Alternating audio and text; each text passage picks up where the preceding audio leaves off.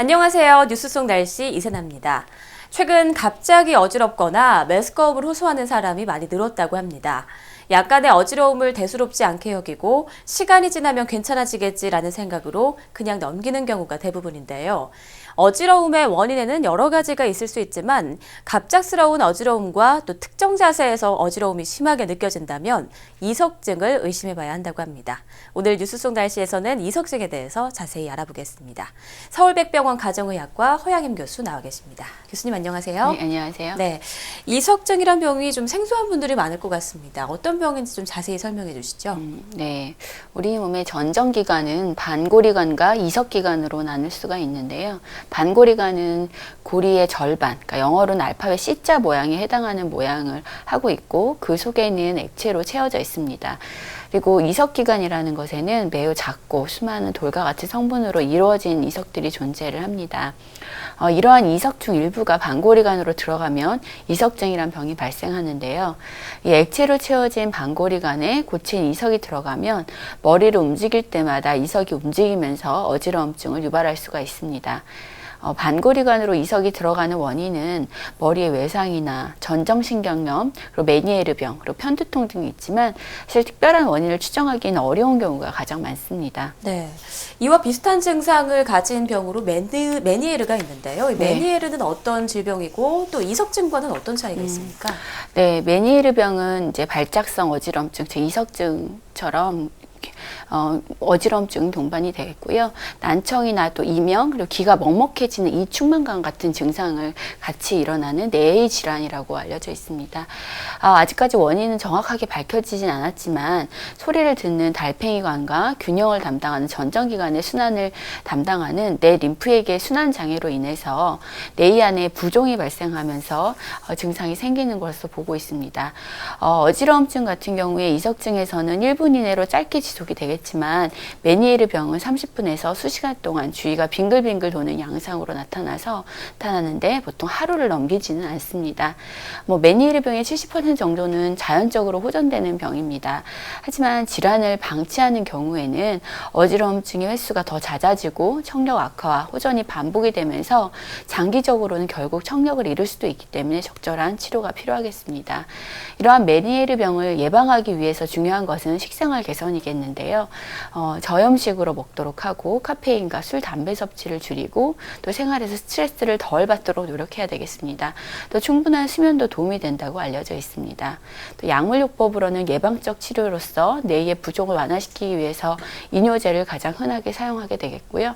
또 혈관 확장제 등도 보조적으로 처방이 되지만 보통 급성 메니에르 병의 경우에는 항히스타민제나 전정 억제제 같은 약물로 어지러움증을 가라앉히도록 적극적인 치료를 하기도 합니다. 하지만 이러한 치료에도 반응하지 않는 환자는 수술이나 고막에 약물 주입을 하는 것 등으로 어지러움증을 조절하기도 하겠습니다. 네, 어지러움을 느낀다는 그 증상이 비슷할지라도 이 메니에르 병과 이석증 다른 질환이라고 볼 수 있네요. 지금까지 이제 메니에르 병에 대해서 쭉 말씀해 주셨는데 그러면 이석증은 어떤 증상이 나타나고 혹시 자가 진단법 같은 것도 있는지 알려주시죠. 네, 이석증 같은 경우에 증상은 침대에서 돌아 눕거나 잠자리에서 일어나서 앉을 때, 천장에 물건을 꺼내려고 위를 쳐다볼 때 등 이런 특정한 자세를 취하는 경우에 어지러움증이 나타나는 것이 특징입니다. 몇 초에서 몇 분 동안 지속하는 눈앞이 빙빙빙 도는 듯한 양상의 심한 어지러움증을 느끼게 되겠고요. 대개 머리를 움직이지 않고 가만히 있으면 그 증상이 사라지는 게 특징입니다. 대개 환자는 어지러움증을 유발하는 특정 동작을 알고 있기 때문에 이러한 동작을 피하게 되는 경우가 많고요. 또 어지러움증이 있을 때 자율신경계의 자극 증상인 오심이나 구토, 두통, 가슴 두근거림이나 식은땀 등이 동반되는 경우도 많습니다. 이런 심한 회전감, 주변이 빙글빙글 도는 현기증이 갑자기 발생하는 적이 있고 또 머리 움직임에 따라 증상이 더 심해진다면 이석증에 걸린 것을 강하게 의심할 수 있습니다. 네, 또 이석증은 이 여성과 중년층에서 더 많이 발생한다고 하는데요. 그 이유는 무엇인가요? 네, 이 이석증으로 인한 양성 현운이 발생하는 남녀의 성비는 한 1대 1.6에서 2 정도로 여자에서 더 많이 나타나는 것으로 알려져 있는데요. 이석증이 여성에서 빈번히 발생하는 원인은 사실 명확하지는 않지만 칼슘 대사와 관련이 깊다는 보고가 있습니다. 이런 칼슘 대사는 여성이 남성에 비해서 더 취약한 만큼 여성에게 특히 골다공증 방부증이 있는 여성에서 이석증이 많이 발생합니다. 이 이석증 같은 경우는 주로 50세 이상에서 많이 발생을 하는데, 이는 나이가 들면서 뇌의 허혈로 인해서 이석이 불완전하게 형성되기가 쉽고, 또 이석기관의 퇴행성 변화에 의해서 이런 유동성 석회화 물질이 쉽게 생길 수 있기 때문으로 추측을 하고 있습니다. 네, 그러니까 중장년층의 여성들은 특히 더 조심을 해야 되겠군요. 네. 그렇다면 예방할 수 있는 방법은 혹시 있는지, 그리고 치료법은 어떻게 되는지도 알려주시죠. 네. 특별히 예방할 만한 방법은 없지만, 이석증을 예방하려면 머리를 갑자기 움직이거나 자세를 갑자기 바꾸는 것은 피해야 되겠고요. 두부 외상 이후에 이석증이 발생하는 경우가 많기 때문에 머리를 심하게 다치지 않도록 평소에 주의를 기울여야겠습니다. 또 특히나 이 이석증으로 인한 증상을 경험했던 환자나 두부 외상 병력이 있는 사람들은 더욱 주의가 필요할 것 같습니다. 또 이석증은 반고리관 내부에서 결석이 이동하는 것이 주된 원인이기 때문에 이 반고리관으로 들어온 이석을 원래 있었던 기관으로 돌려보내는 방법이 가장 많이 사용되는 치료 방법인데요. 이것은 이제 이석 치환술이라고 부르고 있습니다. 일반적으로 이러한 방법으로 효과를 보는 것은 한 70에서 90% 정도로 보고 있고요.